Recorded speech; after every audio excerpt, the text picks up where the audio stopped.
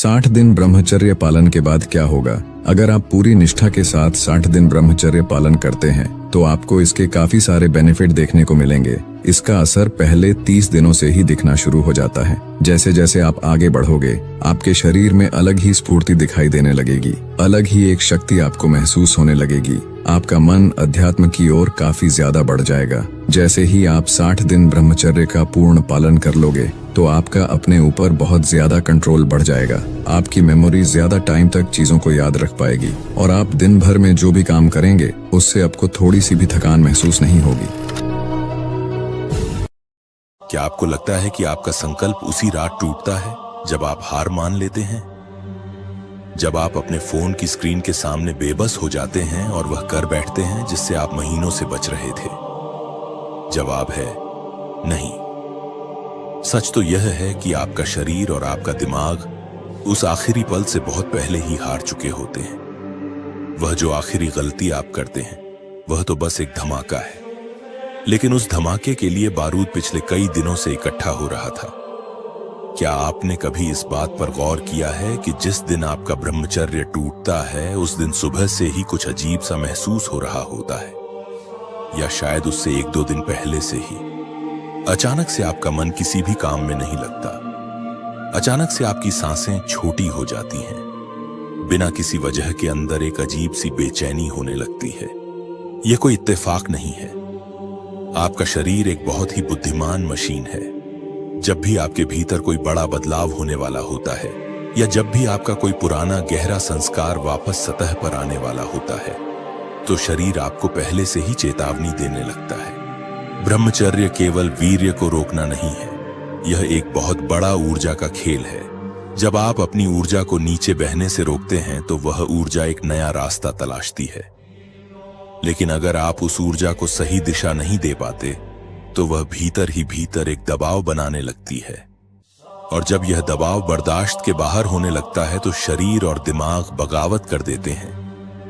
इसी बगावत के शुरू होने से पहले शरीर आपको 7 बहुत ही स्पष्ट संकेत देता है।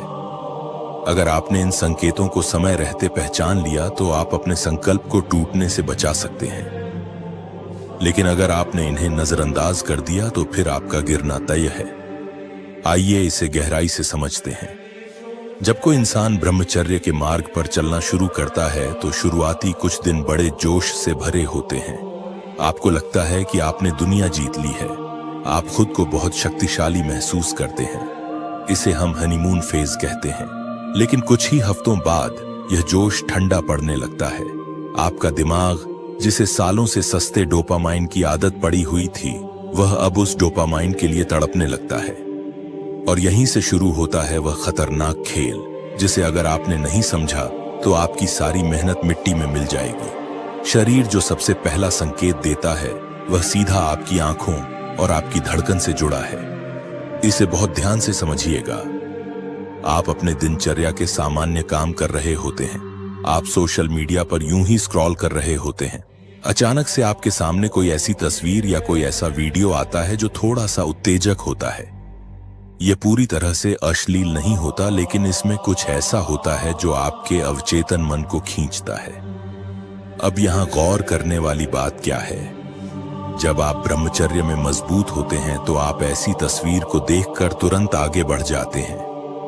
आपका शरीर कोई प्रतिक्रिया नहीं देता, लेकिन जब आपका संकल्प कमजोर पड़ने वाला होता है, जब आपका पतन नजदीक होता है, तो आपका शरीर एक बहुत ही सूक्ष्म प्रतिक्रिया देता है। जैसे ही वह तस्वीर आपके सामने आती है, आप उसे स्क्रॉल करने के बजाय 1 सेकंड के लिए रुक जाते हैं। उस 1 सेकंड में आपके दिल की धड़कन अचानक से थोड़ी तेज हो जाती है। आपकी सांसें जो अब तक गहरी और शांत चल रही थीं, वह अचानक से उथली हो जाती है। आप छाती से सांस लेने लगते हैं, पेट से नहीं, और आपके मुंह के अंदर हल्का सा सूखापन आ जाता है। यह शरीर का पहला और सबसे महत्वपूर्ण संकेत है। आपका दिमाग आपसे झूठ बोलता है। वह कहता है, अरे बस एक तस्वीर ही तो है, मैं कौन सा कुछ गलत कर रहा हूं, मेरा खुद पर पूरा नियंत्रण है, मैं बस इसे देखकर आगे बढ़ जाऊंगा। लेकिन आपका शरीर सच बोल रहा होता है। वह तेज हुई धड़कन और वह रुकी हुई सांस बता रही है कि आपके दिमाग के अंदर डोपामाइन का एक छोटा सा विस्फोट हो चुका है। आपके शरीर के पुराने रास्ते, जो उस पुरानी गंदी आदत से जुड़े थे, वे फिर से जाग गए हैं। दिमाग ने शरीर को संकेत दे दिया है कि शायद आज हमें वह मजा मिलने वाला है जिसकी हम इतने दिनों से तलाश कर रहे थे।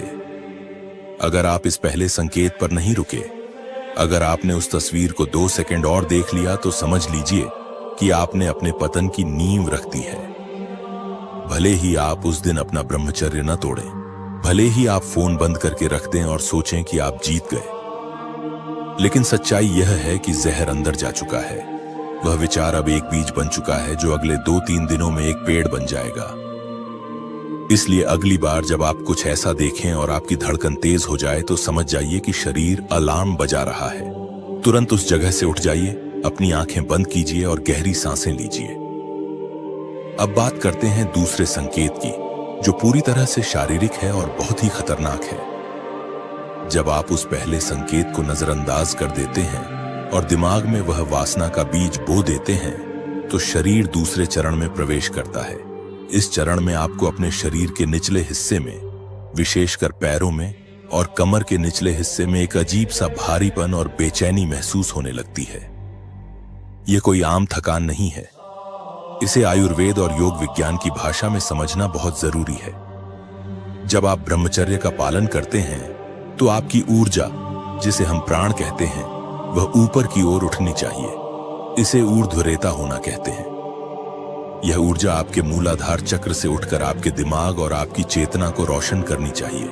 लेकिन जब आपके मन में वासना का विचार घर कर जाता है, तो यह ऊर्जा ऊपर उठने के बजाय तेजी से नीचे की ओर गिरने लगती है। वह ऊर्जा आपके जननांगों के आसपास इकट्ठा होने लगती है। चूंकि आप उसे बाहर नहीं निकाल रहे हैं, इसलिए वह वहां फंस जाती है। इसका शारीरिक अनुभव कैसा होता है? आप शांति से एक जगह बैठ नहीं पाते। अगर आप कुर्सी पर बैठे हैं, तो आप बार बार अपने पैर हिलाएंगे, जिसे रेस्टलेस लेग सिंड्रोम भी कहते हैं। आपको लगेगा कि आपके शरीर में बहुत ज्यादा गर्मी पैदा हो रही है। बिना किसी मेहनत वाले काम के भी आपको पसीना आ सकता है, या शरीर का तापमान बढ़ा हुआ महसूस हो सकता है। आपका मन करेगा कि आप बस लेट जाएं। एक अजीब सा आलस आपको घेरने लगेगा। आप किताब पढ़ने बैठेंगे, लेकिन आपकी आंखें शब्दों पर टिकेंगी नहीं। आप जिम जाने का सोचेंगे, लेकिन शरीर कहेगा कि आज रहने देते हैं। यह भारीपन इसलिए है क्योंकि आपकी सबसे कीमती ऊर्जा, आपकी जीवन शक्ति नीचे की तरफ खींच रही है। शरीर चीख चीख कर कह रहा है कि ऊर्जा का बहाव गलत दिशा में हो गया है, इसे रोको। अगर आप इस बेचैनी को समझ गए, तो आप तुरंत ठंडे पानी से नहाने जा सकते हैं। आप दौड़ लगाने जा सकते हैं या कोई ऐसा काम कर सकते हैं जिससे पसीना बहे और ऊर्जा का प्रवाह वापस ऊपर की ओर हो जाए। लेकिन ज्यादातर लोग इस बेचैनी को समझ नहीं पाते। वे इस बेचैनी से बचने के लिए, खुद को शांत करने के लिए वापस अपने फोन की स्क्रीन की तरफ भागते हैं, और यही उनकी सबसे बड़ी भूल होती है। तीसरा संकेत जो शरीर देता है, वह आपकी नींद और आपके अवचेतन मन से जुड़ा है। जब दिन के समय आप अपने विचारों से लड़ रहे होते हैं, तो आपका चेतन मन, आपका लॉजिक काम कर रहा होता है। आप खुद को रोक लेते हैं। लेकिन जब आप सो जाते हैं, तो आपका चेतन मन सो जाता है और आपका अवचेतन मन, आपकी असली इच्छाएं सामने आ जाती हैं। ब्रह्मचर्य टूटने से कुछ दिन पहले आपकी नींद का पैटर्न अचानक से बदल जाता है। आप रात में अचानक से चौंक कर उठ जाते हैं। आपको बहुत ही सजीव और उत्तेजक सपने आने लगते हैं। ऐसे सपने जो इतने असली लगते हैं कि उठने के बाद भी घंटों तक उनका असर आपके दिमाग पर रहता है। सुबह जब आप उठते हैं, तो आप तरोताजा महसूस करने के बजाय बहुत थका हुआ महसूस करते हैं। ऐसा लगता है जैसे रात भर कोई मानसिक युद्ध चल रहा था। और सबसे खतरनाक बात, जिसे मॉर्निंग वुड या सुबह की उत्तेजना कहते हैं, वह अचानक से बहुत ज्यादा आक्रामक हो जाती है। यह प्राकृतिक है, लेकिन ब्रह्मचर्य टूटने से पहले वाले दिनों में यह उत्तेजना केवल शारीरिक नहीं रहती। इसके साथ एक बहुत ही तीव्र मानसिक लालसा जुड़ जाती है। सुबह उठते ही, जब आपका दिमाग अभी पूरी तरह से जागा भी नहीं होता, सबसे पहला विचार जो आपको आता है, वह किसी अश्लील दृश्य या वासना से जुड़ा होता है। उस वक्त आपका शरीर बहुत कमजोर होता है। आपकी इच्छा शक्ति उस समय सबसे निचले स्तर पर होती है। यह वह समय होता है जब शरीर आपको बता रहा है कि आपके अवचेतन मन में वासना ने बहुत गहरी जड़ें जमा ली हैं। अगर सुबह उठते ही आपके दिमाग में यह विचार आ रहा है और आप बिस्तर पर पड़े पड़े उन विचारों का आनंद ले रहे हैं, तो आप हार के बहुत करीब हैं। उन 10 मिनटों में जब आप बिस्तर पर आलस में पड़े होते हैं और आपका दिमाग उन ख्यालों में खोया होता है, आपका शरीर अंदर ही अंदर रसायनों का एक ऐसा कॉकटेल बना रहा होता है जो आपको बर्बाद कर देगा। ये 3 संकेत, आंखों का धोखा और धड़कन का तेज होना, शरीर के निचले हिस्से में भारीपन और बेचैनी, और नींद में खलल, और सुबह के वासनात्मक विचार, ये वो शुरुआती खतरे की घंटियां हैं जो आपका शरीर बजाता है। ये संकेत आपको बताते हैं कि दुश्मन आपके किले की दीवारों तक पहुंच चुका है। अगर आपने इन 3 संकेतों को नजरअंदाज कर दिया तो इसके बाद जो होता है वह और भी भयानक है, क्योंकि इसके बाद शरीर चौथे संकेत की तरफ बढ़ता है, और यह चौथा संकेत इतना शक्तिशाली होता है कि यह आपके दिमाग को पूरी तरह से हैक कर लेता है। जब चौथा संकेत आता है तो आपका सारा ज्ञान, आपके सारे संकल्प, आपके सारे प्रेरणादायक वीडियो काम करना बंद कर देते हैं। आपका अपना ही दिमाग आपके खिलाफ ऐसी चालें चलने लगता है जिन पर आप खुद विश्वास कर बैठते हैं। शरीर के अंदर कुछ ऐसे रसायन रिलीज होते हैं जो आपके सोचने समझने के हिस्से को, आपके प्रीफ्रंटल कॉर्टेक्स को पूरी तरह से सुन्न कर देते हैं। क्या होता है जब आपका अपना शरीर आपको धोखा देने लगे? क्या होता है जब आपका दिमाग आपको यह समझाने में कामयाब हो जाए कि बस एक आखिरी बार कर लेते हैं, कल से फिर नई शुरुआत करेंगे? यह चौथा संकेत क्या है जो अच्छे अच्छे तपस्वियों को भी घुटनों पर ला देता है? हम बात कर रहे थे उस चौथे संकेत की, जब आपका शरीर और आपका दिमाग मिलकर आपके ही खिलाफ एक बहुत बड़ी साजिश रचते हैं। इसे बहुत ध्यान से समझिएगा, क्योंकि 99% लोग इसी चरण में आकर हार मान लेते हैं। जब आप पहले 3 संकेतों को अनसुना कर देते हैं तो आपके शरीर के अंदर डोपामाइन की भूख इतनी तेज हो जाती है कि वह आपके दिमाग के उस हिस्से पर हमला कर देती है जो सही और गलत का फैसला करता है। विज्ञान की भाषा में इसे प्रीफ्रंटल कॉर्टेक्स कहते हैं।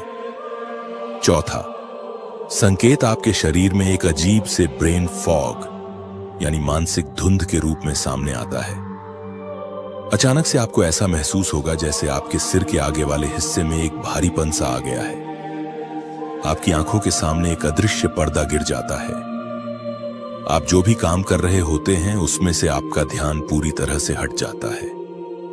आप एक तरह की टनल विजन का शिकार हो जाते हैं। टनल विजन का मतलब है कि आपको अब दुनिया की कोई और चीज दिखाई नहीं देती सिवाय उस एक स्क्रीन के, उस एक गंदी आदत के। इसी मानसिक धुंध के बीच आपका दिमाग आपके साथ वह खेल खेलता है जिसे तर्क संगत बनाना या रैशनलाइजेशन कहते हैं। आपके ही अंदर से एक आवाज आती है जो बहुत ही शांत और तार्किक लगती है। वह आवाज आपसे कहती है, देख भाई, पिछले 15 दिन से तूने बहुत अच्छे से खुद को रोका है, तू बहुत तनाव में है। डॉक्टर भी तो कहते हैं कि कभी कभी यह सब करना सेहत के लिए अच्छा होता है। बस आज एक आखिरी बार कर लेते हैं, इससे तेरा तनाव खत्म हो जाएगा और कल सुबह से हम फिर से नए सिरे से और ज्यादा मजबूती के साथ शुरुआत करेंगे। यह आवाज इतनी असली और इतनी सही लगती है कि आप इस पर शक ही नहीं कर पाते, लेकिन यह आपका असली विचार नहीं है। यह उस डोपामाइन की तड़प है जिसने आपके तर्क करने की क्षमता को बंधक बना लिया है। शारीरिक रूप से इस समय आपको अपनी आंखों में एक अजीब सा खिंचाव महसूस होगा और आपका सिर थोड़ा सुन्न लगने लगेगा। अगर आपने इस आवाज को मान लिया और खुद से कहा कि चलो बस थोड़ा सा देख लेता हूं, तो आप जाल में पूरी तरह फंस चुके हैं, क्योंकि बस थोड़ा सा जैसी कोई चीज नहीं होती। ये एक दलदल है जिसमें आप एक बार पैर रखते हैं तो वह आपको पूरा अंदर खींच लेता है। अगर आप इस मानसिक जाल से भी लड़ते रहते हैं तो शरीर 5वां और एक बहुत ही चौंकाने वाला संकेत देता है। यह संकेत है बिना किसी वजह के अचानक पैदा होने वाला भयानक चिड़चिड़ापन और गुस्सा। आप बैठे हैं और अचानक आपको लगेगा कि आपके जबड़े कस रहे हैं। आपके कंधों और गर्दन की मांसपेशियों में तनाव आ गया है। आपके घर वाले आपसे कोई बहुत ही सामान्य सी बात पूछेंगे और आप उन पर बुरी तरह झल्ला पड़ेंगे। आपको हर इंसान, हर काम, हर आवाज से चिढ़ होने लगेगी।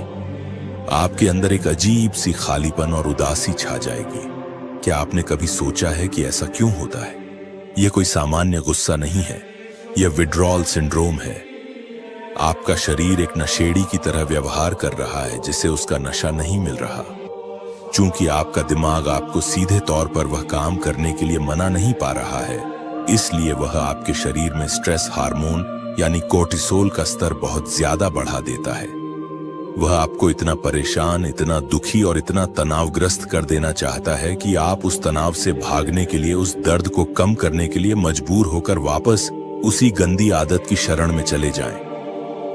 दिमाग जानता है कि जब आप उदास होते हैं तो आपको डोपामाइन के एक तेज झटके की जरूरत होती है। इसलिए वह जानबूझकर आपके भीतर यह कृत्रिम उदासी और गुस्सा पैदा करता है।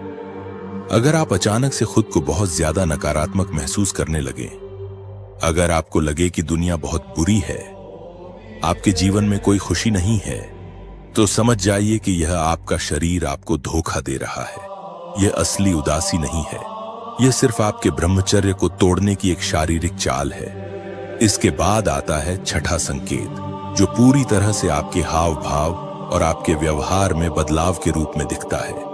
हम इसे गुफा की तलाश या केव सिंड्रोम कह सकते हैं। ब्रह्मचर्य टूटने से ठीक पहले आपका शरीर छिपने की तैयारी करने लगता है। आप अनजाने में ही लोगों से नजरें चुराने लगते हैं। अगर आप दोस्तों के साथ बैठे हैं तो आप वहां से उठकर किसी बहाने से अकेले होने की कोशिश करेंगे।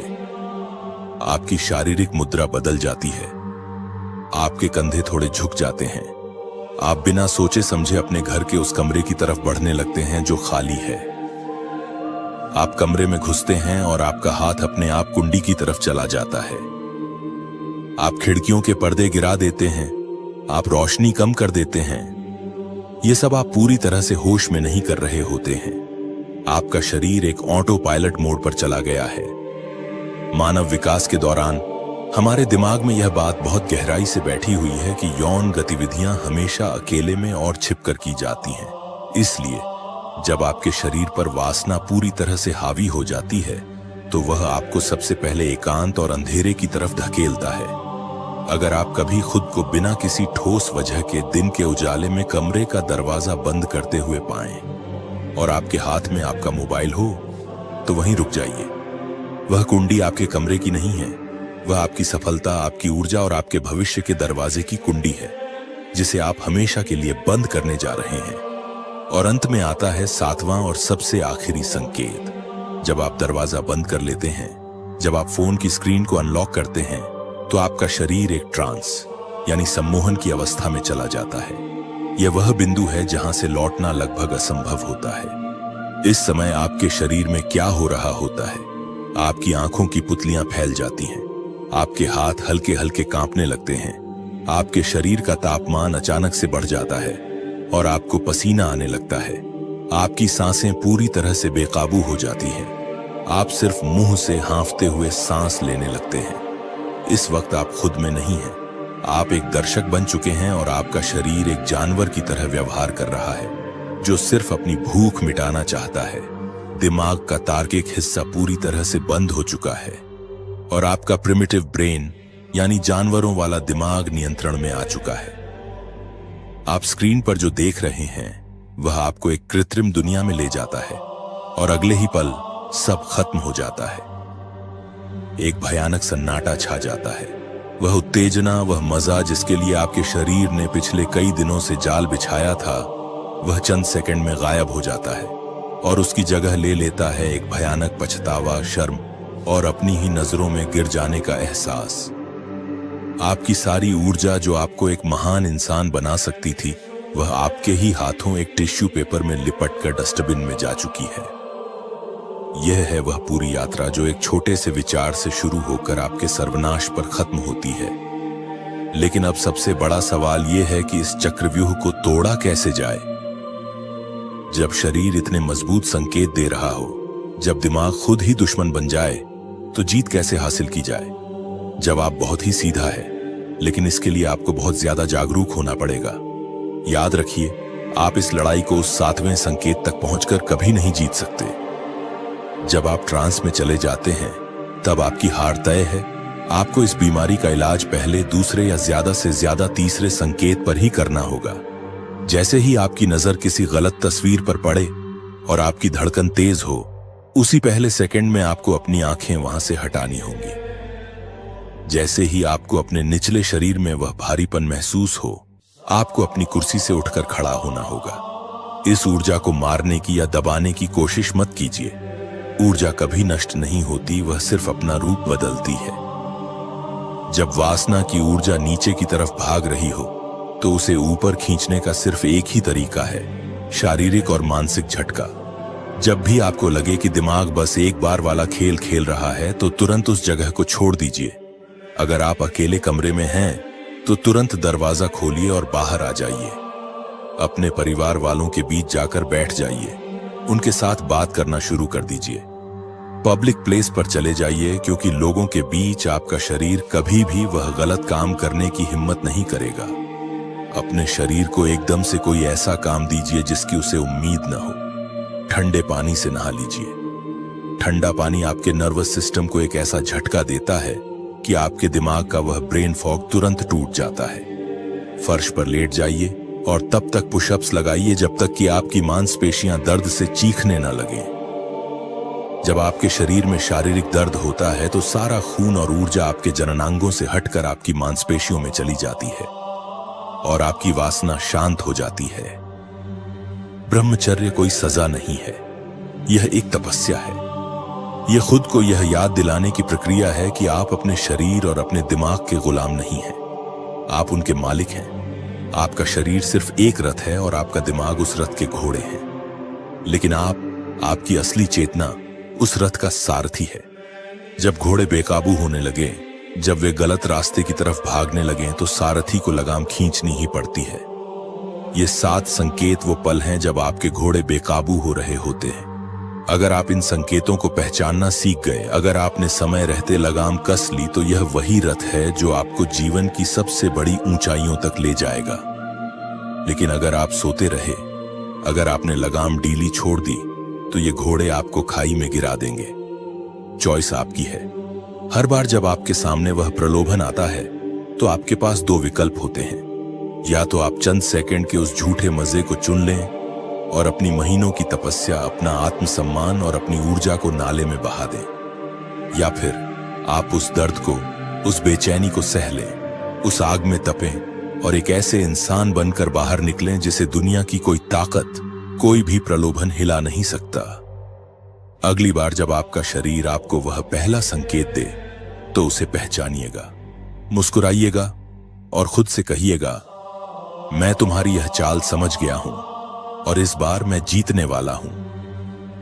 7 दिन, 21 दिन, 90 दिन। जब कोई इंसान ब्रह्मचर्य या वीर्य रक्षा की जर्नी शुरू करता है तो शुरुआत में सबसे बड़ा फोकस होता है कि बस खुद को रोकना है। लेकिन असली प्रॉब्लम कई बार वहीं से शुरू होती है, क्योंकि सिर्फ एक हैबिट को रोक देना काफी नहीं होता। अगर उसी दौरान तू अपनी दूसरी आदतों, अपने ट्रिगर्स, अपने फोन और अपने खाली समय पर ध्यान नहीं देता, तो वही पुराना पैटर्न किसी दूसरे रास्ते से वापस आ सकता है। और यही वह चूक है जो तेरी पूरी मेहनत को कमजोर कर सकती है। इसलिए आज की बात ध्यान से समझ, क्योंकि यहाँ किसी जादुई रिजल्ट की बात नहीं होगी। बात होगी उस गलती की जिसे शुरुआत करने वाला अक्सर छोटा समझता है, लेकिन वही धीरे धीरे उसकी पूरी रूटीन को वापस पुराने रास्ते पर ले जा सकती है। सबसे पहले समझ कि वीर्य रक्षा या ब्रह्मचर्य को सिर्फ मैंने इतने दिन कुछ नहीं किया तक सीमित मत कर। अगर दिन भर वही कंटेंट देख रहा है, वही ट्रिगर्स खोज रहा है, रात में घंटों अकेले स्क्रॉलिंग कर रहा है और फिर खुद से उम्मीद कर रहा है कि सिर्फ विल पावर के दम पर सब कंट्रोल रहेगा, तो तू अपने लिए अननेसेसरी मुश्किल पैदा कर रहा है। क्योंकि एनवायरनमेंट बार बार वही सिग्नल देगा और माइंड उसी पैटर्न को याद करेगा। इसलिए पहली चूक है अपने ट्रिगर्स को पहचानने के बाद भी उन्हें इग्नोर करना।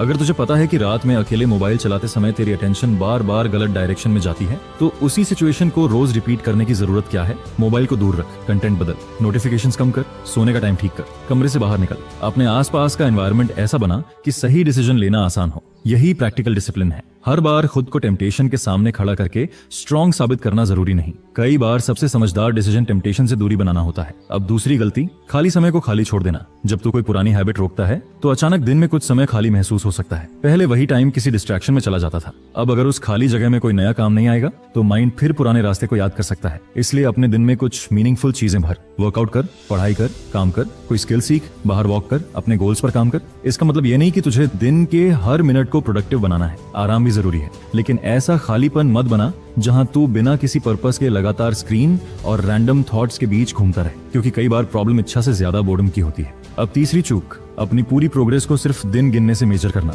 7 दिन हुए, 21 दिन हुए, अब 90 दिन करने हैं। नंबर मोटिवेशन दे सकता है, लेकिन नंबर तेरी पूरी प्रोग्रेस नहीं बताता। खुद से पूछ, क्या तू अपने टाइम को पहले से बेहतर मैनेज कर रहा है? क्या तू ट्रिगर्स को जल्दी पहचानता है? क्या तू अपने फोन यूज को कंट्रोल कर पा रहा है? क्या तू अपने काम पर ज्यादा फोकस कर रहा है? क्या तू स्ट्रेस के समय पुराने पैटर्न की जगह कोई बेहतर रिस्पॉन्स चुन पा रहा है? अगर इन चीजों में इंप्रूवमेंट हो रही है तो यही मीनिंगफुल प्रोग्रेस है, क्योंकि सिर्फ कैलेंडर पर नंबर बढ़ाना और अपनी लाइफस्टाइल को वही रखना दोनों अलग चीजें हैं। अब एक बहुत जरूरी बात, अगर कोई थॉट या अर्ज आ जाए तो उसे देखकर पैनिक मत कर। मन में कोई थॉट आना अपने आप में फेलियर नहीं है। असली चीज है कि उसके बाद तू क्या करता है। थॉट आया, तूने नोटिस किया और फिर अपना अटेंशन बदल दिया, यही सेल्फ कंट्रोल है। इसलिए खुद को बार बार जज करने के बजाय सिचुएशन को समझ।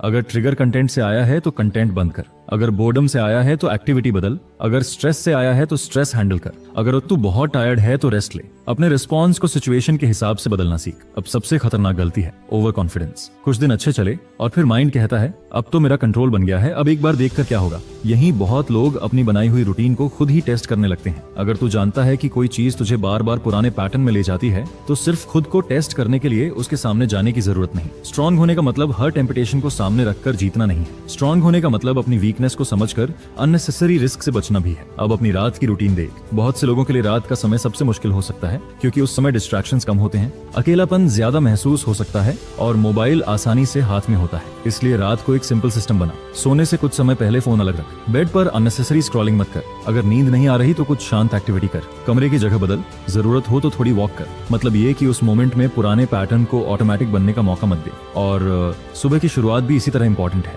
अगर आंख खुलते ही तू रैंडम कंटेंट देखने लगता है तो अटेंशन दिन की शुरुआत में ही बिखर सकती है। इसलिए सुबह पहले अपने जरूरी काम पर ध्यान दे। छोटा वर्कआउट, वॉक, पढ़ाई या कोई प्लान टास्क, कुछ भी जो तुझे डायरेक्शन दे। दिन की शुरुआत जिस तरह होती है उसका असर पूरे दिन के डिसीजंस पर पड़ सकता है। अब एक और चूक, गिल्ट को डिसिप्लिन समझ लेना। अगर कभी तू स्ट्रगल करता है तो खुद को इतना ब्लेम मत कर कि पूरी मोटिवेशन खत्म हो जाए। गलती हुई तो उसे समझ।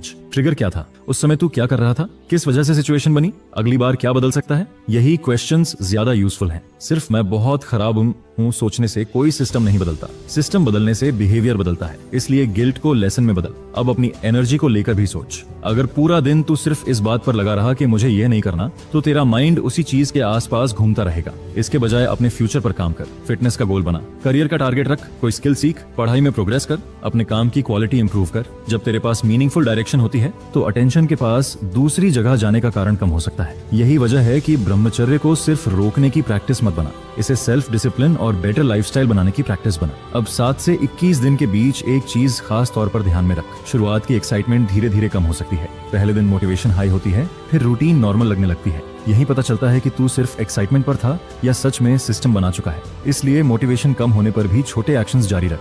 यही कंसिस्टेंसी है। 21 से 90 दिन की तरफ बढ़ते समय भी यही बात लागू होती है। अब तुझे हर दिन कोई नया ड्रामेटिक फीलिंग नहीं मिलेगी। इसलिए रिजल्ट्स खोजने के बजाय प्रोसेस पर फोकस कर। रोज वही बेसिक चीजें, सही एनवायरनमेंट, बेहतर routine, focused work, exercise, proper rest और डिस्ट्रैक्शंस पर कंट्रोल। यही बोरिंग लगने वाली चीजें लॉन्ग टर्म में सबसे ज्यादा काम करती हैं। और अब सबसे जरूरी सवाल, अगर तूने 7, 21 या 90 दिन तक खुद को कंट्रोल किया लेकिन इस दौरान अपनी लाइफस्टाइल नहीं बदली, तो क्या तू सच में उस जर्नी का पूरा फायदा उठा पाया? शायद नहीं। इसलिए आज से अपनी मेहनत को सिर्फ बचाने की कोशिश मत कर, उसे किसी बड़ी चीज में लगाना शुरू कर। अपनी बॉडी पर, अपने करियर पर, अपनी स्किल्स पर, अपने फ्यूचर पर। क्योंकि असली जीत सिर्फ ये नहीं कि तूने क्या नहीं किया, असली जीत ये है कि तूने अपने टाइम और अटेंशन से क्या बनाया। और जिस दिन तू ये समझ गया, उस दिन वीर रक्षा की जर्नी सिर्फ एक स्ट्रीक नहीं रहेगी, वह तेरे डिसिप्लिन की शुरुआत बन जाएगी। 21 दिन तक किसी हैबिट पर कंट्रोल बनाए रखना शुरुआत से आसान लग सकता है, लेकिन यही एक दूसरी गलती सामने आती है। इंसान सोचने लगता है कि अब प्रॉब्लम खत्म हो गई। पहले जहां हर दिन खुद को संभालना पड़ता था, अब कुछ दिन अच्छे निकल गए तो कॉन्फिडेंस बढ़ जाता है। कॉन्फिडेंस अच्छी चीज है, लेकिन अवेयरनेस खत्म हो जाए तो वही कॉन्फिडेंस डिस्ट्रैक्शन बन सकता है। इसलिए 21 दिन के बाद सबसे जरूरी काम है अपनी पुरानी हैबिट्स को समझना, उनसे लड़ते रहना नहीं। अगर तुझे पता है कि रात में अकेले मोबाइल चलाने से अटेंशन भटकती है, तो रात की रूटीन बदल। अगर कोई कंटेंट बार बार ट्रिगर करता है तो उसे हटाना या अवॉइड अवॉइड करना ज्यादा स्मार्ट है। अगर बोर्डम में माइंड पुराने पैटर्न को याद करता है तो उस समय के लिए पहले से कोई एक्टिविटी रख। डिसिप्लिन का मतलब सिर्फ उस मोमेंट में खुद को रोकना नहीं है, डिसिप्लिन का मतलब उस मोमेंट को आने से पहले ही सिचुएशन को बेहतर बनाना भी है। अब अपनी डेली रूटीन पर ध्यान दे। कई लोग दिन में बहुत सारे रूल्स बना लेते हैं, ये नहीं करना, वो नहीं करना, इतने बजे उठना, इतने घंटे वर्कआउट करना, इतना मोबाइल चलाना। शुरुआत में सब अच्छा लगता है, लेकिन कुछ दिनों बाद रूटीन इतनी मुश्किल हो जाती है कि इंसान पूरा सिस्टम ही छोड़ देता है। इसलिए अपने लिए प्रैक्टिकल रूटीन बना, ऐसी रूटीन जिसे तू बिजी दिन में भी फॉलो कर सके। सुबह एक जरूरी काम, दिन में अपना मेन टारगेट, थोड़ा फिजिकल एक्टिविटी और रात को प्रॉपर विंड डाउन। इतना भी काफी हो सकता है अगर तू इसे कंसिस्टेंटली करता है, क्योंकि लॉन्ग टर्म में परफेक्ट रूटीन से ज्यादा इंपॉर्टेंट है ऐसी रूटीन जिसे तू बार बार रिपीट कर सके। अब एक चीज जो इस जर्नी में बहुत काम आती है, अपने ट्रिगर्स की लिस्ट बनाना। कौन सा समय सबसे डिफिकल्ट होता है, कौन सी जगह, किस तरह का कंटेंट, कौन सा इमोशन, किस सिचुएशन के बाद तेरा माइंड सबसे ज्यादा डिस्ट्रैक्ट होता है। इन चीजों को समझने के बाद तू अपने लिए प्लान बना सकता है। मान ले तुझे रात में बोर्डम ज्यादा होता है, तो रात के लिए पहले से कोई सिंपल एक्टिविटी रख, किताब, वॉक, अगले दिन की प्लानिंग या कोई शांत काम। अगर सोशल मीडिया ट्रिगर है तो एप्स का एक्सेस कम कर। अगर अकेले रहने पर अटेंशन बार बार भटकती है तो कॉमन एरिया में बैठकर अपना काम कर। छोटे एनवायरमेंटल चेंजेस कई बार सिर्फ विल पावर से ज्यादा यूजफुल होते हैं। अब एक और बात, अपनी प्रोग्रेस को दूसरों से कंपेयर मत कर। किसी को 7 दिन में ज्यादा कॉन्फिडेंस महसूस होगा, किसी को 30 दिन में कोई खास फर्क नहीं लगेगा। किसी का रूटीन अलग है, किसी की लाइफस्टाइल अलग। इसलिए किसी दूसरे के एक्सपीरियंस को अपनी रियलिटी मत बना। इंटरनेट पर कोई भी ड्रामेटिक क्लेम सुनकर अपनी एक्सपेक्टेशंस तय मत कर। अपनी प्रोग्रेस को अपने बिहेवियर से मेजर कर। क्या तू ज्यादा डिसिप्लिन्ड हुआ? क्या तू डिस्ट्रैक्शंस को जल्दी पहचानता है? क्या तू अपने काम पर ज्यादा देर फोकस कर पा रहा है? क्या तू स्ट्रेस के समय बेहतर रिस्पॉन्स चुन रहा है? यही चीजें ज्यादा इंपॉर्टेंट हैं। और अगर कोई बदलाव महसूस नहीं हो रहा तो इसका मतलब ये नहीं कि तेरी मेहनत बेकार है। हो सकता है तुझे अपनी अटेंशन और रूटीन पर ज्यादा काम करने की जरूरत हो। अब सबसे बड़ी प्रैक्टिकल गलती, दिन भर सिर्फ इसी जर्नी के बारे में सोचते रहना।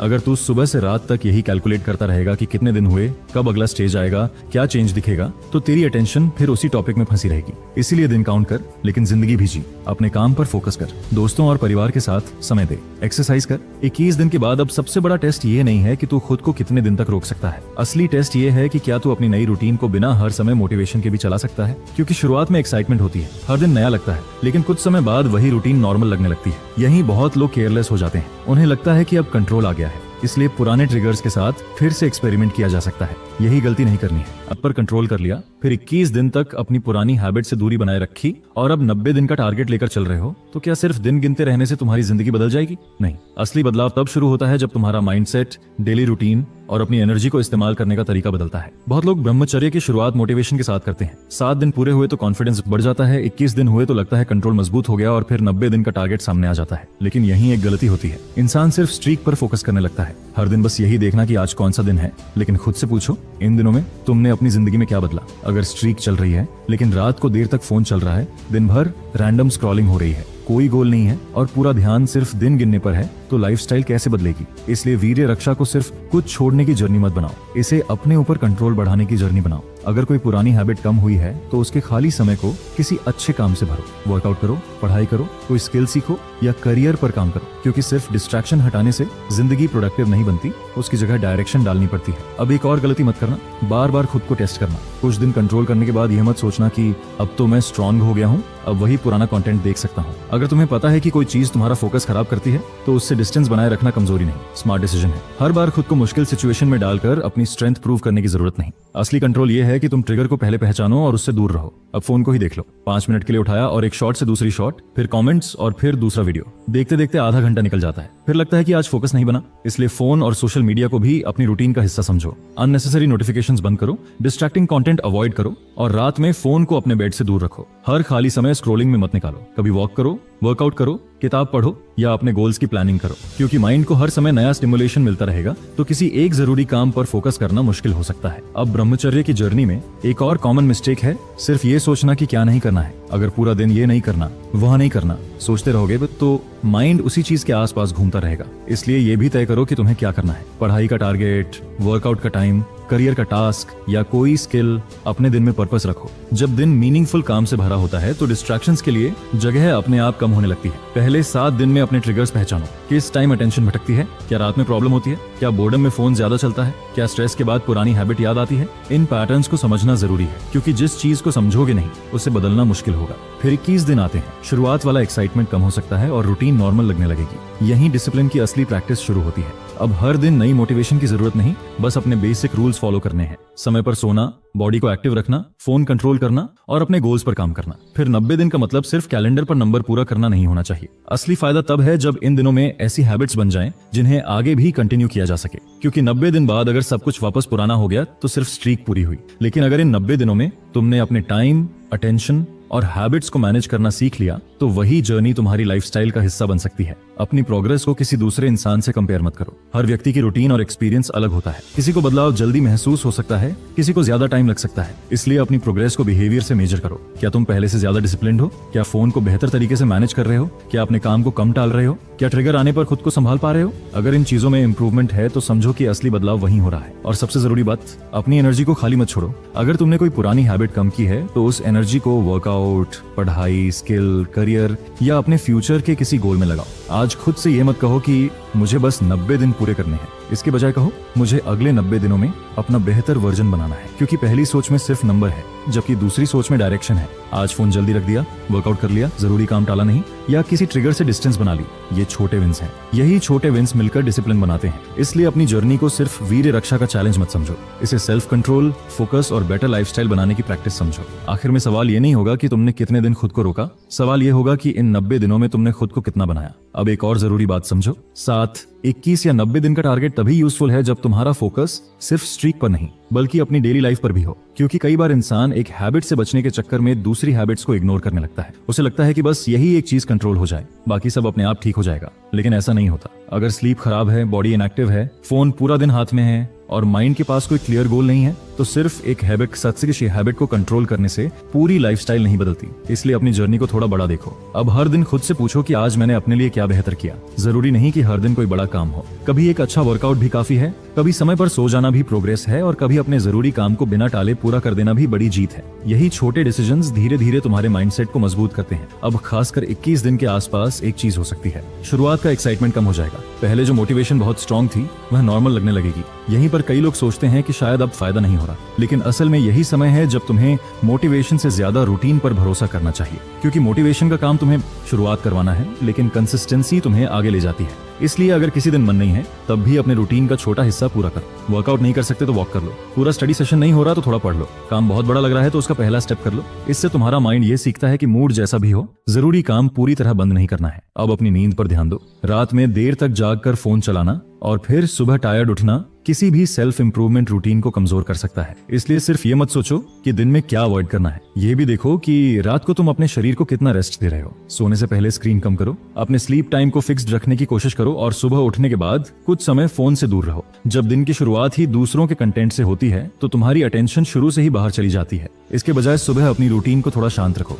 पानी पियो, बॉडी को मूव करो और दिन का जरूरी काम डिसाइड करो। इससे तुम्हें पूरे दिन की डायरेक्शन क्लियर रखने में मदद मिल सकती है। अब एक और बड़ी गलती है, हर छोटी फीलिंग को किसी बड़े बदलाव का प्रूफ मान लेना। कभी एनर्जी ज्यादा महसूस हुई तो लगा कि यही ब्रह्मचर्य का रिजल्ट है, कभी थकान हुई तो लगा कि सब बेकार हो गया। लेकिन शरीर और माइंड हर दिन एक जैसे नहीं रहते। Sleep, food, stress, physical activity और बहुत सारी दूसरी चीजें तुम्हारी एनर्जी को अफेक्ट कर सकती हैं। इसलिए एक दिन के एक्सपीरियंस से पूरी जर्नी का कंक्लूजन मत निकालो, अपने ओवरऑल रूटीन को देखो। अगर लगातार कमजोरी या कोई अनयूजुअल हेल्थ प्रॉब्लम महसूस हो रही है तो उसे सिर्फ ब्रह्मचर्य से जोड़कर इग्नोर मत करो। जरूरत हो तो क्वालिफाइड डॉक्टर से सलाह लेना बेहतर है। अब अपने माइंड की बात करो। अगर तुम्हारे अंदर बार बार पुराने थॉट्स आते हैं तो हर थॉट से लड़ना जरूरी नहीं। थॉट आना और उसके हिसाब से एक्शन लेना दो अलग चीजें हैं। जब कोई डिस्ट्रैक्शन आए तो खुद को पैनिक करने के बजाय अटेंशन को दूसरी तरफ शिफ्ट करो। उठकर वॉक कर लो, कोई काम शुरू कर दो या अपना एनवायरनमेंट बदल दो। जितना ज्यादा तुम किसी थॉट को फोर्सफुली दबाने की कोशिश करोगे उतना ही तुम्हारा ध्यान उसी पर जा सकता है।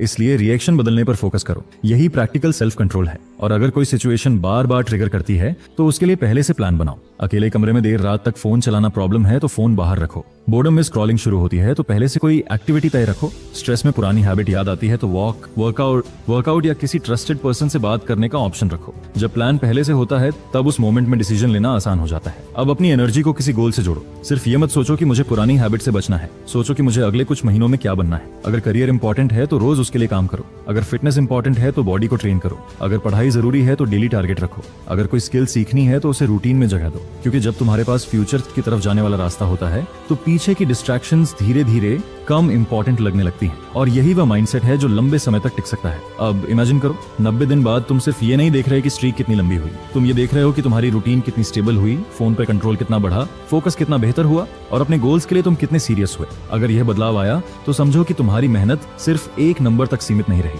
उसने तुम्हारे बिहेवियर को बदलना शुरू किया है, और यही सबसे वैल्यूएबल रिजल्ट है। इसलिए आज से एक सिंपल रूल रखो, स्ट्रीक को काउंट करो लेकिन अपनी ग्रोथ को ज्यादा काउंट करो। दिन गिनना मोटिवेशन दे सकता है लेकिन ग्रोथ तुम्हें डायरेक्शन देगी। हर रात सोने से पहले सिर्फ ये मत सोचो कि आज कौन सा डे पूरा हुआ, खुद से ये भी पूछो आज मैंने अपनी लाइफ के लिए क्या किया। अगर जवाब छोटा भी है फिर भी वह तुम्हारी प्रोग्रेस है, क्योंकि लंबे समय में जिंदगी बड़े बड़े डिसीजन से ही नहीं रोज के छोटे डिसीजन से बनती है। अब 90 दिन की जर्नी में एक और चीज बहुत इंपॉर्टेंट हो जाती है, अपने माइंड को हर समय उसी एक टॉपिक के आसपास मत घुमाओ। अगर सुबह उठते ही तुम्हारा पहला थॉट स्ट्रीक है, दिन में बार बार उसी के बारे में सोचते हो और रात को भी यही कैलकुलेट करते हो कि कितने दिन हो गए, तो हो सकता है कि तुम हैबिट से दूर होकर भी मेंटली उसी के आसपास घूम रहे हो। इसलिए फोकस को धीरे धीरे अपनी पूरी लाइफ की तरफ ले जाओ। तुम्हारा गोल सिर्फ कंट्रोल करना नहीं बल्कि अपने टाइम, अटेंशन और डिसीजंस पर कंट्रोल बनाना होना चाहिए। यही माइंडसेट लंबे समय में ज्यादा काम आएगा। अब अपने दिन को थोड़ा ऑब्जर्व करो। सुबह उठने के बाद तुम्हारा पहला 1 घंटा कैसा होता है? अगर उठते ही फोन हाथ में आ जाता है, नोटिफिकेशंस चेक होने लगती हैं और फिर बिना किसी पर्पस के स्क्रॉलिंग शुरू हो जाती है,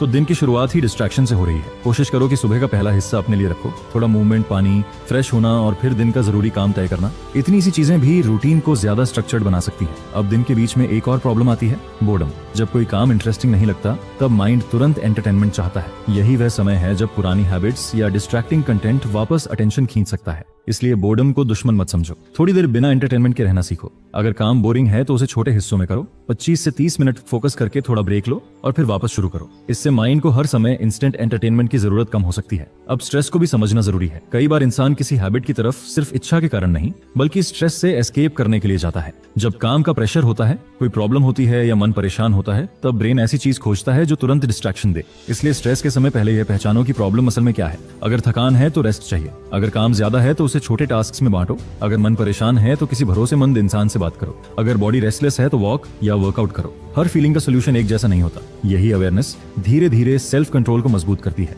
और एक बात याद रखना, खुद को हर समय गिल्ट में रखना डिसिप्लिन नहीं है। अगर किसी दिन रूटीन बिगड़ गई तो यह मत सोचो कि अब पूरी जर्नी खत्म हो गई। एक खराब दिन को बहाना बनाकर अगले 10 दिन खराब करना ज्यादा बड़ी गलती है। अगर आज मिस्टेक हुई है तो आज ही समझो कि ट्रिगर क्या था और कल उसके लिए बेहतर प्लान बनाओ। यही मैच्योर अप्रोच है। अपनी जर्नी में परफेक्शन के पीछे मत भागो, कंसिस्टेंसी ज्यादा इंपॉर्टेंट है। अब फिजिकल एक्टिविटी की बात भी जरूरी है। अगर पूरा दिन बैठे रहते हो, बॉडी को मूवमेंट नहीं मिलती और फिर खुद से एनर्जी की उम्मीद करते हो तो रूटीन अधूरी है। हर दिन भारी वर्कआउट जरूरी नहीं है। वॉक, स्ट्रेचिंग, बेसिक एक्सरसाइज या कोई स्पोर्ट जो तुम्हारे लिए प्रैक्टिकल हो उसे चाहे कहते हैं, उसे रूटीन में रखो। जब बॉडी एक्टिव रहती है तो दिन भर की इनएक्टिविटी कम होती है और तुम्हें अपने रूटीन में एक हेल्दी स्ट्रक्चर मिलता है। इसके साथ फूड और हाइड्रेशन को भी इग्नोर मत करो। कोई मैजिक फूड या मैजिक ड्रिंक तुम्हारी पूरी पर्सनैलिटी बदलने वाला नहीं है। बेसिक चीजें ज्यादा इंपॉर्टेंट हैं। बैलेंस्ड डाइट, पर्याप्त पानी और अपनी बॉडी की जरूरत के हिसाब से खाना। अगर लगातार थकान या कमजोरी रहती है तो उसे सिर्फ ब्रह्मचर्य का रिजल्ट मानकर इग्नोर मत करो। अपनी हेल्थ को सीरियसली लेना जरूरी है। अब एक और ट्रैप है, दूसरे लोगों के एक्सपीरियंसेस देखकर अपनी एक्सपेक्टेशंस बनाना। इंटरनेट पर कोई कहता है कि 7 दिन में ऐसा हुआ, कोई 21 दिन में ऐसा महसूस करने की बात करता है और कोई 90 दिन के बाद ड्रामेटिक चेंज बताता है। लेकिन तुम्हारा एक्सपीरियंस एग्जैक्टली वैसा हो ये जरूरी नहीं है। इसलिए किसी दूसरे की स्टोरी को अपनी गारंटी मत बनाओ। तुम्हारा शरीर, स्लीप, स्ट्रेस, लाइफस्टाइल और रूटीन अलग है। अपनी प्रोग्रेस को अपने बिहेवियर से देखो। अब सोचो, पहले तुम ट्रिगर आने पर तुरंत रिएक्ट कर देते थे, लेकिन अब तुम सिचुएशन पहचानकर फोन दूर रख देते हो। पहले रात को 2 घंटे स्क्रॉलिंग करते थे, अब उसे कम कर दिया। पहले जरूरी काम टालते थे, अब कम से कम शुरुआत कर देते हो। ये बदलाव छोटे लग सकते हैं लेकिन यही असली सेल्फ कंट्रोल है। क्योंकि सेल्फ कंट्रोल का मतलब ये नहीं कि टेम्पटेशन कभी आए ही नहीं। इसका मतलब ये है कि टेम्पटेशन आने के बाद भी तुम अपना डिसीजन खुद ले सको। अब 90 दिन को एक ट्रेनिंग पीरियड की तरह देखो। हर दिन खुद को थोड़ा बेहतर ट्रेन करो। कुछ दिन इजी होंगे, कुछ दिन डिफिकल्ट, कुछ दिन मोटिवेशन हाई होगी, कुछ दिन बिल्कुल लो, लेकिन डायरेक्शन सेम रखनी है। अगर आज बहुत एनर्जी है तो ज्यादा काम कर लो, लेकिन अगले दिन खुद को इतना पुश मत करो कि रूटीन टूट जाए। अगर आज एनर्जी कम है तो रूटीन का छोटा वर्जन कर लो। इस तरह तुम अपने सिस्टम को सस्टेनेबल बना सकते हो। अब सोच, तू पिछले कई दिनों से खुद पर कंट्रोल रख रहा है, अपनी हैबिट्स बदलने की कोशिश कर रहा है, डिस्ट्रैक्शंस कम कर रहा है और मन में एक उम्मीद है कि अब कुछ समय बाद तेरे चेहरे पर वो एनर्जी दिखेगी जो पहले नहीं थी। लेकिन अगर मैं तुझे कहूं कि इतनी मेहनत के बाद भी एक ऐसी गलती है जो तेरी पूरी रूटीन को कमजोर कर सकती है तो, और सबसे बड़ी बात, हो सकता है तू वो गलती रोज कर रहा हो लेकिन उसे गलती मान ही नहीं रहा। ध्यान से सुन, क्योंकि आज बात सिर्फ चेहरे की नहीं है, बात उस पूरी लाइफस्टाइल की है जो तेरे चेहरे, तेरी एनर्जी, तेरे फोकस और तेरे कॉन्फिडेंस पर असर डाल सकती है। बहुत लोग ब्रह्मचर्य की शुरुआत करते ही सिर्फ एक चीज पर पूरा ध्यान लगा देते हैं, कितने दिन हो गए, कितनी स्ट्रीक चल रही है, अर्ज आया तो कैसे कंट्रोल करना है और कब कोई बड़ा बदलाव दिखाई देगा। लेकिन इसी चक्कर में वे सबसे बेसिक चीज को भूल जाते हैं, अपनी नींद और रिकवरी को। रात के 2 बजे तक मोबाइल हाथ में है, लगातार रील्स और वीडियोस चल रहे हैं, दिमाग पूरी तरह एक्टिव है, सुबह अलार्म बजते ही उठना पड़ रहा है और फिर दिन में टायर्ड महसूस करके सवाल किया जाता है, चेहरे पर वो एनर्जी क्यों नहीं आ रही। अब जरा ईमानदारी से सोच, अगर तू अपने शरीर को आराम ही नहीं देगा तो उससे फ्रेश फील करने की उम्मीद कैसे करेगा। यही वह मिस्टेक है जिसके बारे में आज बात करनी है, और इसे हल्के में मत लेना, क्योंकि यह सिर्फ चेहरे की बात नहीं है। खराब स्लीप और लगातार थकान तेरी कंसंट्रेशन, मूड, डेली परफॉर्मेंस और ओवरऑल वेलबींग को भी प्रभावित कर सकती है। इसलिए अगर तू सच में अपने अंदर बदलाव देखना चाहता है तो सिर्फ ये मत सोच कि क्या छोड़ना है, यह भी सोच कि अपने शरीर को क्या देना है, और सबसे पहले देना है प्रॉपर रेस्ट। अब एक सीन इमेजिन कर, रात का समय है, तू बेड पर लेटा है, सोचता है बस 5 मिनट फोन देखता हूँ, फिर एक शॉट आता है, उसके बाद दूसरा, फिर कोई वीडियो, फिर कमेंट्स, और जब तू टाइम देखता है तो रात काफी हो चुकी होती है। तू फोन रखता है लेकिन दिमाग तुरंत शांत नहीं होता। सुबह उठते ही शरीर भारी, आंखें थकी हुई और मन कहता है आज एनर्जी नहीं है। फिर दिन भर काम टालना, वर्कआउट स्किप करना और शाम को फिर वही मोबाइल। अब बता, इस साइकिल में प्रॉब्लम सिर्फ तेरी डिसिप्लिन जर्नी है या पूरी लाइफस्टाइल? यही पॉइंट समझना है। अगर तू अपनी रूटीन के एक हिस्से को सुधार रहा है लेकिन बाकी हिस्सों को लगातार बिगाड़ रहा है तो प्रोग्रेस स्लो महसूस हो सकती है। इसलिए आज से अपने दिन को एक पूरी पिक्चर की तरह देख। Sleep, food, movement, screen time, stress और गोल्स सब एक दूसरे से जुड़े हैं। अब यहाँ एक बात बिल्कुल क्लियर कर दूं, ऐसा कोई फिक्स्ड रूल नहीं है कि किसी खास दिन के बाद हर इंसान के चेहरे पर एक जैसा ग्लो या एनर्जी जरूर दिखाई देगी। बॉडी हर व्यक्ति की अलग होती है और फेशियल अपीयरेंस कई फैक्टर्स से प्रभावित होती है। इसीलिए किसी मैजिकल रिजल्ट के इंतजार में मत बैठ, लेकिन अपनी लाइफस्टाइल बेहतर करने से ओवरऑल हेल्थ और वेलबींग के लिए जरूर फायदा हो सकता है, और यही प्रैक्टिकल अप्रोच है। अब सोच, अगर तू 30 दिन तक अपनी नींद इंप्रूव करता है, रात की अननेसेसरी स्क्रोलिंग कम करता है, रोज थोड़ा फिजिकल एक्टिविटी करता है, अपना खाना ठीक रखता है और अपने काम पर फोकस करता है, तो क्या यह सिर्फ चेहरे के लिए होगा? नहीं, इससे तेरी पूरी डेली रूटीन बेहतर डायरेक्शन में जा सकती है, और यही असली गोल होना चाहिए। अब अपनी रात की सबसे बड़ी प्रॉब्लम पकड़। अगर मोबाइल तेरे बेड पर रहता है तो थोड़ा दूर रख। अगर नोटिफिकेशंस बार बार अटेंशन खींचती हैं,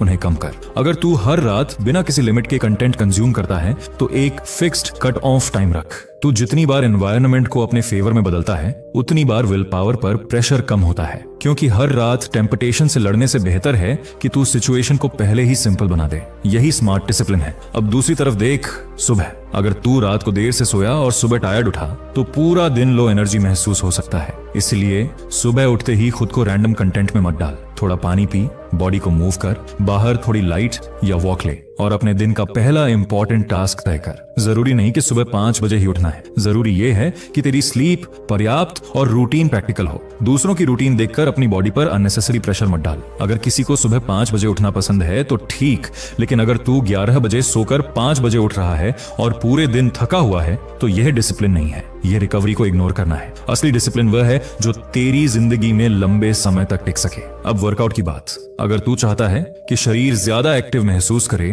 तो मूवमेंट जरूरी है। इसका मतलब यह नहीं कि रोज 2 घंटे जिम में रहना पड़ेगा। शुरुआत 20 से 30 मिनट वॉक से हो सकती है। पुशअप्स, स्क्वाट्स, स्ट्रेचिंग या कोई स्पोर्ट जो तुझे पसंद हो। जब तू अपने शरीर को रेगुलरली मूव करता है तो यह तेरी ओवरऑल फिटनेस और रूटीन के लिए यूजफुल हो सकता है। और सबसे जरूरी बात, कंसिस्टेंसी। एक दिन बहुत ज्यादा करके फिर 5 दिन कुछ ना करना, इससे बेहतर है रोज मैनेजेबल एक्टिविटी करना। अब खाने को भी इग्नोर मत कर। अगर दिन भर जंक, इरेगुलर मील्स और बहुत कम पानी है तो सिर्फ किसी एक हैबिट को छोड़ने से तू अपनी पूरी हेल्थ ऑप्टिमाइज नहीं कर सकता। बैलेंस्ड खाना खा, पर्याप्त पानी पी और अपनी जरूरत के हिसाब से न्यूट्रिशियस फूड ले। कोई एक फूड चेहरे पर मैजिक नहीं करेगा, कोई एक सप्लीमेंट तेरी पूरी लाइफस्टाइल की जगह नहीं ले सकता। बेसिक चीजें बोरिंग लगती हैं लेकिन अक्सर वही सबसे ज्यादा इंपॉर्टेंट होती हैं। अब एक और मिस्टेक जो बहुत लोग करते हैं, वे हर सुबह मिरर में रिजल्ट ढूंढते हैं। आज फेस कैसा लग रहा है, आज ग्लो आया, आज एनर्जी दिख रही है। अगर तू रोज ऐसे चेक करेगा तो अननेसेसरी एक्सपेक्टेशन बनेगी प्रोग्रेस को सिर्फ चेहरे से मेजर मत कर। क्या तू पहले से जल्दी सो रहा है? क्या मोबाइल कम चला रहा है? क्या वर्कआउट रेगुलर हुआ? क्या फोकस बेहतर हुआ? क्या तू अपने काम को टालना कम कर रहा है? क्या तेरे डिसीजंस पहले से ज्यादा कंट्रोल्ड हैं? ये बदलाव ज्यादा मीनिंगफुल है, क्योंकि कई बार लाइफस्टाइल पहले बदलती है और उसका असर बाद में दिखाई देता है। अब इमेजिन कर, एक तरफ तू है जो हर दिन सिर्फ स्ट्रीक गिन रहा है, दूसरी तरफ तू है जो स्ट्रीक के साथ अपनी स्लीप, फिटनेस, वर्क और अटेंशन भी इंप्रूव कर रहा है। कुछ महीनों बाद कौन ज्यादा मजबूत रूटीन बनाएगा? जवाब साफ है, नंबर से ज्यादा इंपॉर्टेंट है कि तू उस नंबर के दौरान क्या बना रहा है। इसलिए आज से सिर्फ मुझे यह नहीं करना वाली सोच छोड़, उसकी जगह मुझे क्या बनाना है पूछ। मुझे फिट होना है, मुझे अपनी पढ़ाई में आगे जाना है, मुझे करियर में ग्रो करना है, मुझे कोई स्किल सीखनी है, मुझे अपना फोकस इंप्रूव करना है। यही गोल्स तेरी एनर्जी को डायरेक्शन देंगे। और अब उस एक मिस्टेक पर वापस आ, रात में देर तक जागकर अपने शरीर को रिकवरी न देना। हो सकता है ये सुनने में बहुत सिंपल लगे, लेकिन सिंपल चीजें ही सबसे ज्यादा बार रिपीट होती हैं। अगर तू इसे ठीक कर लेता है तो तेरी पूरी रूटीन को एक मजबूत बेस मिल सकता है। आज रात फोन को थोड़ी दूरी पर रख, अपने सोने का टाइम तय कर और खुद से एक सवाल पूछ, क्या मैं अपने शरीर से एनर्जी मांग रहा हूं लेकिन उसे रिकवरी दे भी रहा हूं? क्योंकि अगर जवाब नहीं है तो शायद प्रॉब्लम चेहरे में नहीं, तेरी रूटीन में है। और अगर तूने यह एक चीज समझ ली तो आगे की पूरी जर्नी सिर्फ किसी एक हैबिट को छोड़ने की नहीं रहेगी। तू अपनी लाइफस्टाइल को इस तरह बदलना शुरू करेगा कि तेरी एनर्जी, फोकस और डिसिप्लिन एक ही डायरेक्शन में काम करें। लेकिन अभी एक और सवाल बाकी है, क्या सिर्फ अच्छी नींद ही काफी है, या दिन के दौरान की कोई दूसरी आदत भी तेरी प्रोग्रेस को अंदर से कमजोर कर रही है? यही बात अगले हिस्से में सबसे ज्यादा इंपॉर्टेंट होने वाली है। लेकिन अब क्यों कुछ लोग 25 साल की उम्र में ही थके हुए, कमजोर और आत्मविश्वासहीन दिखने लगते हैं, जबकि कुछ लोग उसी उम्र में ऊर्जा और आकर्षण से भरे होते हैं? इसका एक कारण ऐसा है जिसके बारे में खुलकर बात नहीं की जाती। आज मैं आपको बताऊंगा 7 ऐसी ताकतों के बारे में जो वीर्य के लगातार नाश से प्रभावित हो सकती हैं। वीडियो को अंत तक जरूर देखें, क्योंकि आखिरी पॉइंट आपकी पूरी सोच बदल सकता है। देखो भाई, आज जो बात मैं तुम्हें बताने जा रहा हूं ना, उसे बहुत ध्यान से सुनना, क्योंकि आज का ये वीडियो तुम्हारी पूरी जिंदगी को एक नई दिशा देने वाला है। आज हम किसी किताबी ज्ञान की बात नहीं करेंगे, बल्कि उस कड़वे सच का सामना करेंगे जिससे आज का हर दूसरा युवा जूझ रहा है। जब तुम अपने रास्ते से भटकते हो और वासना के चक्कर में पड़कर अपने वीर्य को पानी की तरह बहा देते हो, तो तुम्हें लगता है कि तुमने सिर्फ एक शारीरिक चीज को बाहर निकाला है। लेकिन मेरे भाई, तुम अनजाने में अपने अंदर की उस असली ताकत की बलि चढ़ा रहे होते हो जो तुम्हें एक असली मर्द बनाती है। आज के इस दौर में जहां मोबाइल खोलो तो हर तरफ कचरा और गंदे विजुअल्स भरे पड़े हैं, वहां अपने मन को संभालना बहुत मुश्किल काम हो गया है। मैं तुम्हारी ये मजबूरी समझता हूँ, लेकिन तुम्हें ये समझना होगा कि आयुर्वेद के हिसाब से जो खाना तुम खाते हो, उससे पहले रस बनता है, फिर खून, मांस, चर्बी, हड्डी और मज्जा बनती है, और इन सब के बाद जो सबसे कीमती मलाई निकलती है, वही तुम्हारा वीर्य होती है। अब तुम खुद सोचो, जिस चीज को बनाने में तुम्हारे शरीर को दिन रात इतनी कड़ी मेहनत करनी पड़ती है, उसे तुम बस कुछ सेकंड के मजे के लिए नाली में बहा देते हो। जब तुम इस ब्रह्मचर्य को बार बार तोड़ते हो तो तुम्हारे शरीर के अंदर एक ऐसा खालीपन आ जाता है जो तुम्हें भीतर से बिल्कुल खोखला कर देता है। इसीलिए आज मैं तुम्हें उन 7 चीजों के बारे में खुलकर बताने आया हूं जो वीर्य को बार बार नष्ट करने से तुम्हारे शरीर के अंदर हमेशा के लिए मर जाती हैं, और जिनके मरने के बाद इंसान जिंदा तो रहता है, लेकिन उसकी हालत एक चलती फिरती लाश जैसी हो जाती है। तो चलो, सबसे पहली चीज से शुरुआत करते हैं जो तुम्हारे अंदर पूरी तरह खत्म हो जाती है, और वो है तुम्हारे चेहरे का ओज, तेज और वो असली मर्दाना ग्लो। तुमने खुद देखा होगा कि जो लड़के बिल्कुल अनुशासित रहते हैं, कड़ा वीर्य संचय करते हैं, उनके चेहरे पर एक अलग ही चमक होती है। उनकी आंखों में एक ऐसी कड़क और चुंबकीय ताकत होती है कि लोग उनसे नजरें नहीं हटा पाते। लेकिन जैसे ही कोई लड़का इस कीमती ऊर्जा को बर्बाद करना शुरू करता है, उसके चेहरे की वो रौनक गायब हो जाती है। चेहरा एकदम सूखा, बेजान और फीका पड़ जाता है। आंखों के नीचे काले घेरे आ जाते हैं और आंखें अंदर की तरफ धंस जाती हैं। तुम्हारी स्किन अपनी टाइटनेस खो देती है और तुम अपनी उम्र से बहुत बड़े और थके हारे दिखने लगते हो। याद रखना मेरे भाई, चेहरे का ये तेज बाजार में मिलने वाली किसी क्रीम या फेस वॉश से नहीं आता। ये तो तुम्हारे अंदर बहने वाले शुद्ध खून और ब्रह्मचर्य की ताकत होती है जो बाहर चमकती है। जब तुम इसे ही नष्ट कर दोगे तो चेहरे का वो असली आकर्षण हमेशा के लिए मर जाएगा और तुम भीड़ में बिल्कुल बुझे बुझे से नजर आओगे। अब बात करते हैं उस दूसरी बड़ी चीज की जो तुम्हारे अंदर दम तोड़ देती है। वो है तुम्हारी इच्छा शक्ति, तुम्हारी विल पावर और तुम्हारा आत्म अनुशासन। जिंदगी में तुम्हें कुछ भी बड़ा उखाड़ना हो, चाहे तुम्हें पढ़ाई में टॉप करना हो, कोई बड़ा बिजनेस खड़ा करना हो, या फिर अपनी बॉडी बनाने के लिए हमारा वो 30 या 45 दिन का कड़ा डिसिप्लिन चैलेंज पूरा करना हो, तुम्हें एक फौलादी इच्छा शक्ति की जरूरत होती है जो तुम्हें बिस्तर से खींचकर बाहर निकाले। लेकिन जब तुम बार बार वासना के आगे घुटने टेक देते हो और खुद से किया वादा तोड़कर वीर्य नाश कर बैठते हो, तो तुम्हारा अपने मन पर से कंट्रोल पूरी तरह खत्म हो जाता है। इसके बाद तुम्हारी हालत ऐसी हो जाती है कि तुम कोई भी नया काम शुरू करने से डरने लगते हो। तुम रात को बड़े जोश में सुबह जल्दी उठने का अलार्म लगाते हो, लेकिन सुबह होते ही उसे बंद करके फिर सो जाते हो। तुम जिम जाने का बड़ा प्लान बनाते हो, लेकिन 2 दिन बाद ही तुम्हारी हिम्मत टूट जाती है। ऐसा इसलिए होता है क्योंकि तुम्हारे अंदर वो मानसिक ईंधन ही नहीं बचा जो तुम्हें आगे ढकेल सके, और इस तरह तुम्हारे अंदर का वो अनुशासित और मजबूत पुरुष पूरी तरह मर जाता है जो कभी पहाड़ों को भी हिलाने का हौसला रखता था। इसी कमजोरी से जुड़ी जो तीसरी चीज तुम्हारे अंदर नष्ट हो जाती है, वो है तुम्हारी दिमागी एकाग्रता, तुम्हारा फोकस और किसी भी चीज को गहराई से समझने की ताकत। जब तुम्हारे शरीर में इस असली ऊर्जा की कमी होती है, तो तुम्हारे दिमाग की नसों को वो पूरा पोषण नहीं मिल पाता जिसकी उन्हें जरूरत होती है। नतीजा ये होता है कि तुम्हारे दिमाग पर हमेशा एक कोहरा सा छाया रहता है, जिसे आज की भाषा में लोग ब्रेन फॉग कहते हैं। तुम कोई किताब लेकर पढ़ने बैठोगे तो 2 लाइन पढ़ते ही तुम्हारा दिमाग कहीं और भागने लगेगा। तुम जो कुछ भी पढ़ोगे या सुनोगे उसे बहुत जल्दी भूल जाओगे। तुम्हारी याददाश्त इतनी कमजोर हो जाएगी कि तुम चाबी या फोन रखकर भूलने लगोगे। किसी भी काम पर टिककर बैठना तुम्हारे लिए एक बहुत बड़ा पहाड़ जैसा काम बन जाएगा।